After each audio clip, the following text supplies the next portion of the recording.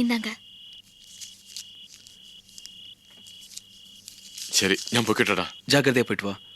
அப்புறம் ஷாம் ஊருக்கு போனதும் எங்களை பார்த்த மாதிரி கிடைக்காத, சாதாரணமா இரு. எனக்கு ஒன்றும் பிரச்சனை இல்லை. நீங்க தான் ஜாக்கிரதையா இருக்கணும். நான் பயமுறுத்துறா நினைக்காதீங்க. அனிதாவோட புருஷன் கொலைவரையோட அலைஞ்சிக்கிட்டு இருக்கான். அவனோட ஆட்கள் அடிக்கடி மദ്രാஸுக்கு வந்து போயிட்டு இருக்காங்க. அவங்க கண்ணில் படாம இன்னைக்கு ஜாக்கிரதையா இருக்கணும்.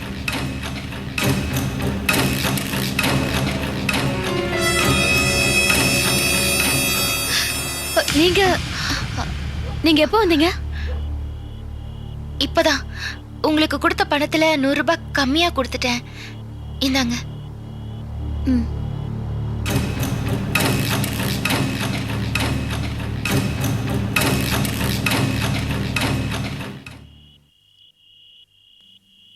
சரிடா. நான் வரட்டேடா. சரி.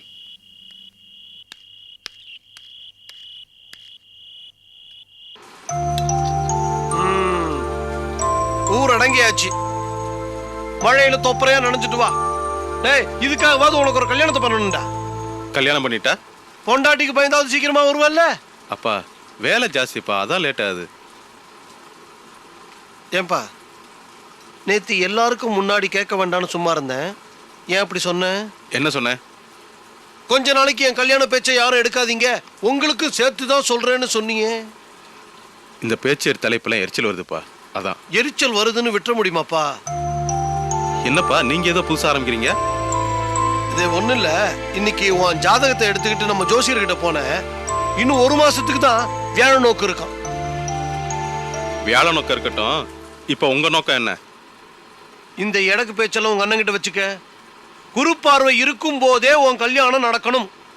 அந்த 1 மாசம் முடியறதுக்குள்ள உனக்கு நிச்சயதார்த்தமாவது நடக்கணும். இல்லைன்னா ஜாதகத்துல பிரச்சனை வருமாப்பா. நீ என்னன்னா கொஞ்ச நாளைக்கு கல்யாணமே வேண்டான்றியே. கோபி, உன் மனசுல என்னதான் நினைச்சிட்டு இருக்க, அதையா சொல்லு. விஜய்தான்ப்பா, அவதான் என் மனசுல இருக்கா. அவங்க அப்பா ரிஷிகேஷ் போயிருக்காரு. அவர் வந்த உடனே பேசி முடிச்சலான்னு செல்வம் உறுதியா சொல்றாரு. யாரு? செல்வம் உறுதி சொன்னானா? ஏண்டா, சிதம்பரம் பொண்ணை கட்டிக்கிறதுக்கு செல்வம் யாரா உனக்கு உறுதி சொல்றதுக்கு? அவர் தான் பொண்ணே கொடுக்க மாட்டேன்ட்டார. செல்வம் யாரு? சிதம்பரத்துக்கு மருமகன் இல்ல, மருமகனுக்கு தம்பி. இவன் சொல்லி சிதம்பரம் கேட்டுருவாரா? நம்ம 2 பேர் போனப்போ அவர் என்ன சொன்னாரு? உனக்கு பொண்ணு கொடுத்தா சரோவோட குடும்பத்துல பிரச்சனை வரும்னு சொன்னார்ல. அப்ப அந்த பிரச்சனைக்கு நீ காரணமாகணுமா?